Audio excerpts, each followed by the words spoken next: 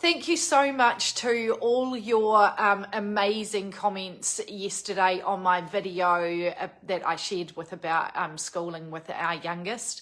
It's so great to know that it was really helpful for some of you, just acknowledgement that you're going through the same thing. And I'm just saying, I just want to tell you, like this morning, she woke up and she said, I had to go to tennis, and she woke up and said, I'm not going to go to first period, I'll go to the next period.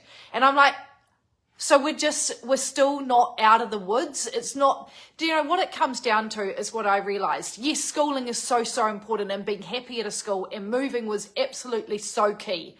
And she's just a different person, and she's laughing and she's giggling. But at the end of the day, school actually isn't her thing, you know, and if she could stay home, she would. So I just have to just avoid all barriers to get her to school. Anyway, that's not what I'm talking about today. I'm here for Wellbeing Wednesday, and last week we talked about protein, the importance of protein, why we need it when we are especially over 40, how much we need. So if you missed out on that video, go back and watch it from last week. You can go into the media and videos, or ask me to post the link.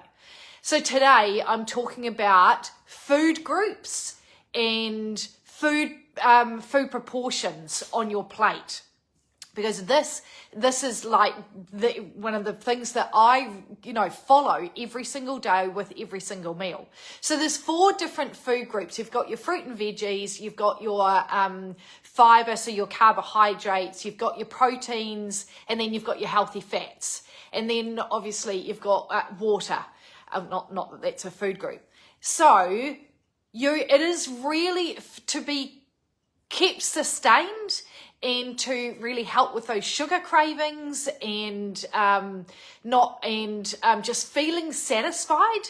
It's really important to combine all different food groups in a meal.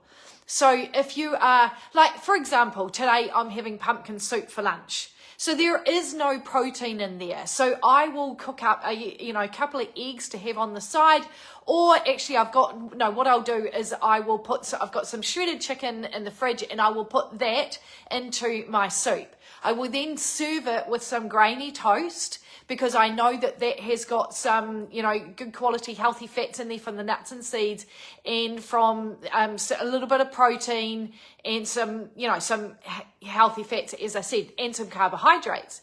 I've got this coconut sambal, which is made out of lovely flavors, but it's also got some nuts in it, which I'll stir into it. So it's not like you have to look at exactly what food group it is to make up that meal. It can come from different sources, if that makes sense. I'm also I've got some spinach in the garden, so I will finally chop up that and stir it through, so I'm really upping my veggie intake.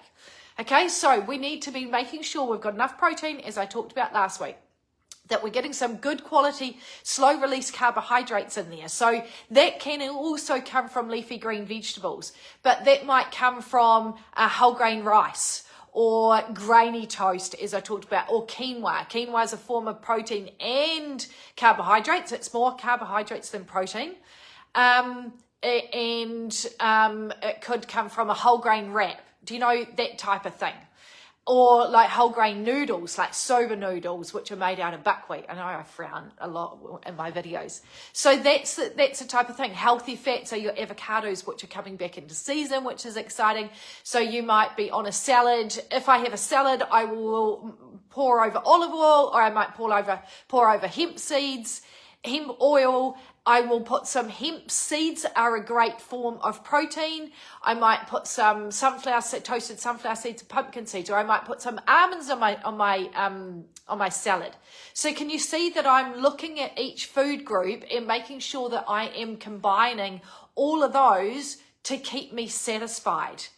And upping my fruit and veggies, especially veggies. I'm not actually a big fruit eater, probably 1 or 2, if that, a day.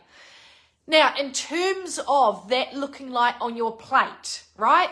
Half of your plate should be veggies or salad and a little bit of fruit in there. A quarter of your plate should be protein. And this is for a woman, that's like the protein size, or as we talked about, 25 to 20 to 25 grams last week.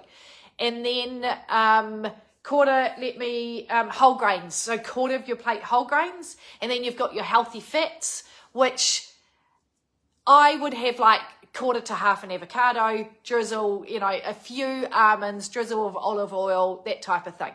So if you want all of this information, I've got it all printed out in a free resource called an ebook called What Should I Eat? If you want to grab that, I've actually put the link above, but also head to wickedwellbeing.com/eat. And you can just download the ebook, and I've put all the bits, the information that I've talked about. And then at the back, I actually printed it black and white, but it is in colour. At the end, there's a pick and mix guide. So you've got your healthy proteins, which is what I talked about last week, your vegetables and your fruit, your healthy fats, and then your whole grains. So you can pick and mix to make up your meal. That's what this ebook is designed to do. So I would love to know, if you want to grab that, wickedwellbeing.com/eat. And I would love to know, is this something that you think about at different meals, or is this information that is new to you? Okay, thanks for joining me, and I will see you tomorrow for Thermomix Thursday, and I'm hoping that I'm going to be making a chicken stock. So I'll just be putting it on. It takes 20 minutes to cook, but we'll just do the first part of it. Okay, see you later. Bye.